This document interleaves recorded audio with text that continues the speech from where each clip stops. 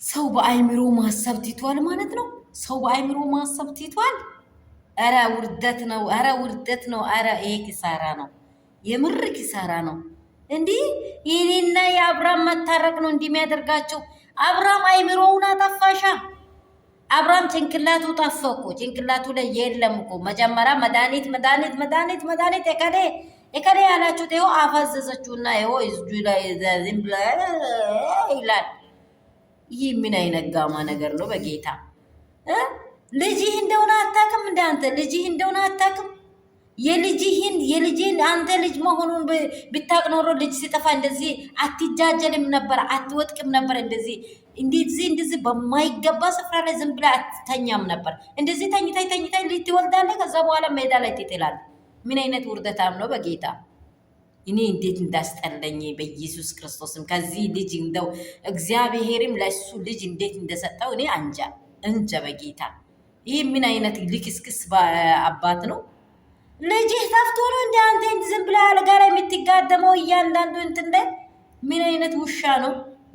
እሷ እየተሰቃየች ወደዚህና ወደዚህ እየሮጠች ኤፋ ይድረሲ። በእውነት ይሄማ ይህ እናንተ በተወለዳችሁበት እናትና አባት ወደ ውስጥ የተወለደ ሰው አይደለም። ይህ ምንድን ነው የሚባለው? ይሄ ሱካር ድንች ሳይቀቀል ሲወጣ ምንድን ነው? ጋማ ይባላል። አይበስልም ወይ አይበላም ወይ አይወረወርም። በቃ እንደዚህ ያለ ነው አብርሃም።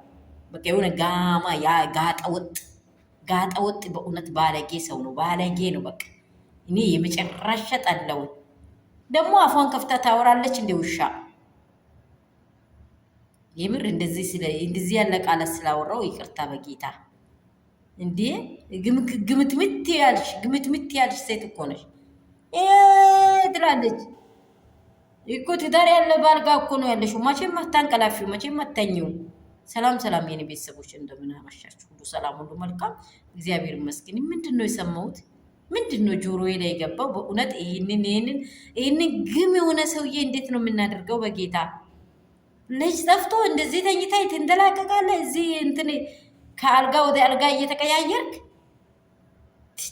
ወይኔ ምን አይነት ሰው ነው? እንዲህ ያለ ሰው አለ ተፈጥሮ? እንዲህ ያለ የገመ ሰው አለ? በእውነት